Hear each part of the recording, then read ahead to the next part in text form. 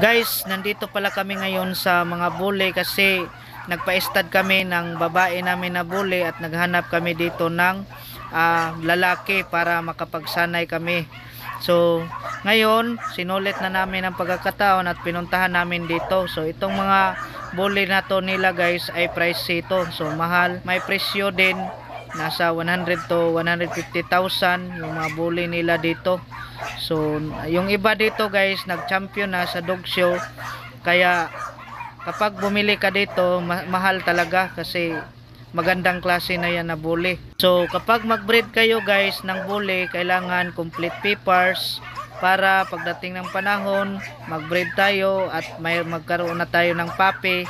So, mahal yung binta natin, nasa 40,000 to 100,000. Depende sa klase.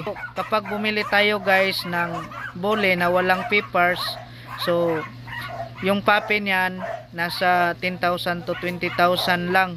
Mas maka-income ka kapag complete papers yung bully mo. So itong mga klase na bully guys ay napakaganda talaga. Solid talaga tingnan. Kasi yung iba dito pang dog show talaga. Ngayon guys, kailangan natin talaga na may sapat na pera kasi mahal yung bully natin. Tapos yung dog food, mahal din. Tulad nito, itong puti na to, pangalawang champion na yan sa dog show. Yan, exotic bully, napakaganda, grabing muscle oh. Sulit na sulit. Tapos malaki yung bibig niya at yung dibdib niya napakalapad. So yan yung magandang klase na bully guys. At yung buntot niya sakto lang sa tuhod. So yan yung magandang pangsyo.